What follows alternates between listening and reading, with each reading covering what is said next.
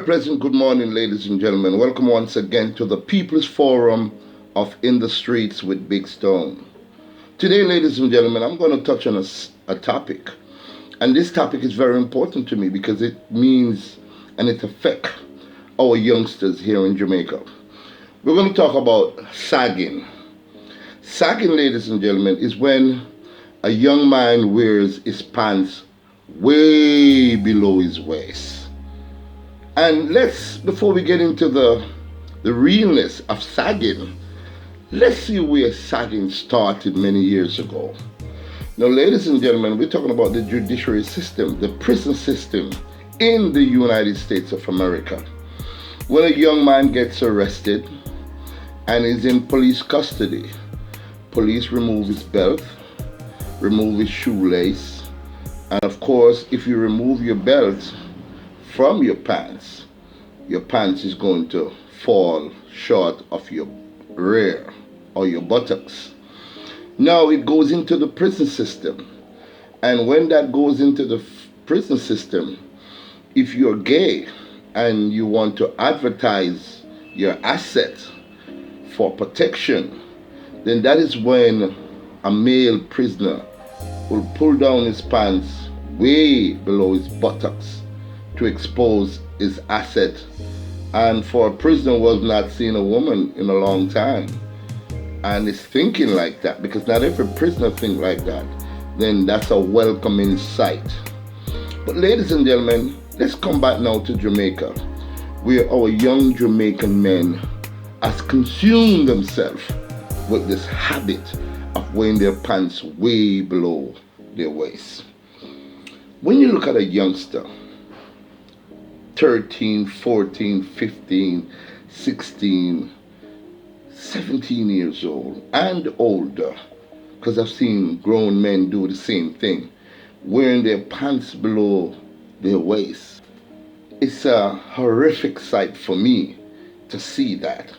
Because who would want to look at a man exposing the color of his underwear?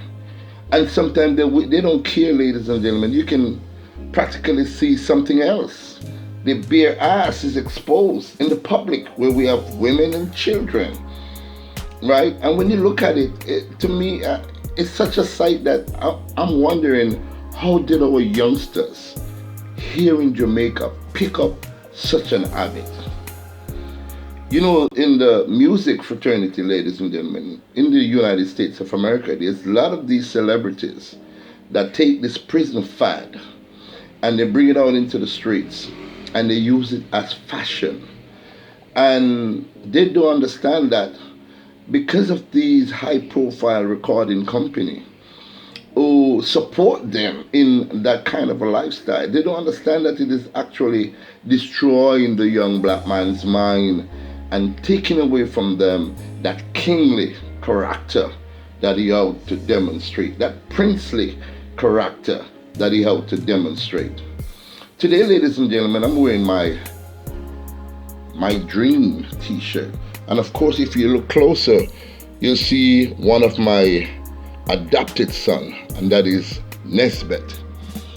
The reason why I'm wearing this particular t-shirt today, ladies and gentlemen, is because Nesbeth has made me very proud. I met this youngster when he was only 16 plus years old. And I've never seen Nesbeth wear his pants below his waist. Never! Up until this day, he's a superstar. I've never seen him sag his pants in any way, shape, or form. And it tells me that you doesn't have to follow or to become a part of, to do good, to do great, to be excellent. You know, you can just be yourself, you know. Be your normal self and you can be the best of what you can become. So, Nesbeth, I salute you, you know, for making me feel proud, man, to know that I met you over 18, 19, 20 years ago. And today you're still the same Nesbeth that I met. Well, not the same. You're a star now. You know what I mean? You're a giant of a star. But that makes me proud. And I could call a whole lot of names. Turbulence the Future, Boom Stepper,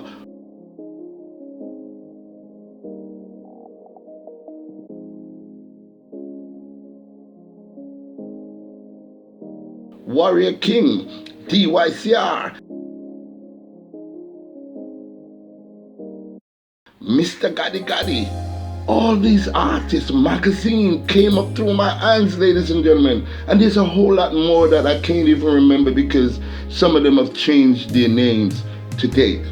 But none of these artists, ladies and gentlemen, that actually came through my hand, you'll ever see them walking the streets of Kingston or Jamaica wearing their pants below their waist. Recently in Houston, Texas, a McDonald's restaurant put a ban on the door. Put a ban sign on the door stating that if your pants are sagging, you cannot come in here. Pull up your pants, the sign says. Show some respect for not just yourself, but for your fellow people. And also other people, ladies and gentlemen, are actually looking at this as a health risk. Who wants to sit in a seat that somebody's underwear just sat in? Come on.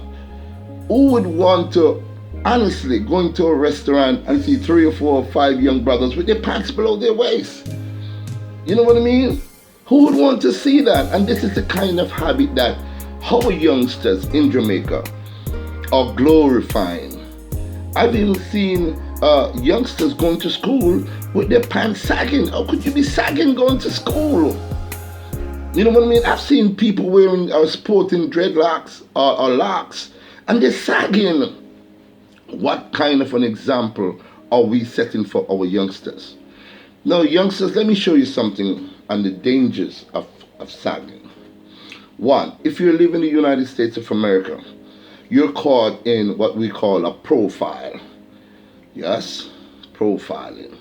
Profiling when police officers will assume or, you know what I mean, are mistaken a person who's sagging for a criminal because they know it started from within the penal system, the penal institution. Automatically, even if you're a young man and you're not involved in any form of crime and you're sagging, you come immediately under the radar of the police. Yes, I'm serious. Another thing, most of these youngsters that sag are involved with gangs, criminal gangs. Another danger in sagging, ladies and gentlemen, you're trying to run away from your enemy. Say your enemy is running you down with a gun and you have your pants way below your waist, almost down near to your knees. How can you run? How can you run away from the police when your pants are all the way down to your knees? You know what I'm saying? So apart from the health risk, apart from the fact that it doesn't look good, it is not good for your health if you claim and you want to be a gangster. Real gangsters never wore their pants below their waist. I can remember as a young man growing up in Jamaica, gangsters were some of the most well-dressed, polished brothers you can ever see. We're talking about the gangsters of Kingston back in the days when a man was wearing a turleen and wool pants, when a man is wearing a horror shirt with cuff link, when a man is wearing a fedora, a felt. So when you see a gangsters back in the days, he's clean, pointed toe shoes and kickers. They call it kick me, kill me type of shoes. When you look at a gangster back in the days, they're sharp, they're well dressed, they put themselves together, they take pride into how they look. Not today, not today. So youngsters, this is Big Stone appealing to you once again. Get into the history of where sagging comes from. A matter of fact, how bad sagging is, can you approach a place of establishment that is hiring for a job? Can you go job hunting looking like that? Nobody wants to hire you, man. Nobody would want to hire a young man. I don't care how intelligent or educated you are, and you walk inside my establishment or other great establishment, they're not going to hire you because you look like that. So it's time, youngsters. We're fastly approaching the year 2018.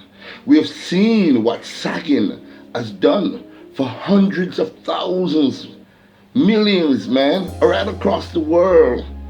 Brothers, young black African men who wear their pants way below their waist, showing their underwear, sometimes showing their bare buttocks, man. Cut that out, youth. Walk stately.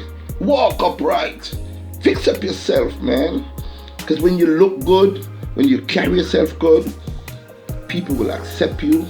You have less problem with the police, and you can just go through society nice and easily without somebody turning their nose up at you. So, young man in Jamaica, first of all, if you want to sag, because I can't stop you from sagging, man. And I'll never try to physically, because I would be out stepping my boundaries.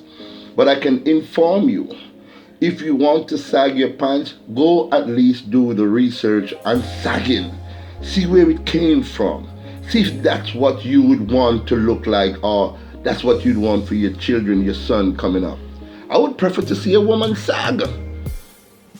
Yes, I know there's some women are sagging, but these are not women. You know, these are hardcore sisters. You know, and they wear their, but they're wearing underwear. They're not wearing like, you know, nice cuties little, you know what I'm talking about. They're wearing boxers. So, sagging, yo, brethren, check it out. Check it out and reason amongst your friends, man. You don't want to be profiled, brother. You know when you put your clothes on, you pull up your pants to your waist, man. Walk with integrity. Walk upright. Walk nice. You don't want to look like a dog. You don't want to look like no crocodile. You want to look like a gentleman, man. Even if you're a gangster, but you're one of them gentleman gangsters. You know what I mean? Women are attracted to men who put themselves together. I remember when I was a young man, the first thing a woman would do is look at the type of shoes that you wear.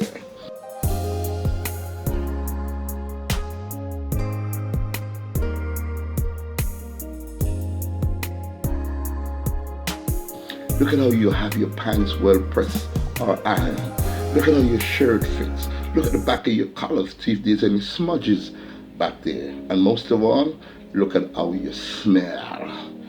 One should just learn how to dress properly, learn how to carry yourself right, become a success story like Nesbitt, Turbulence, Warrior, King Dio, I say, Mr. Gaddy, Boom Stepper, all of them, which makes me proud.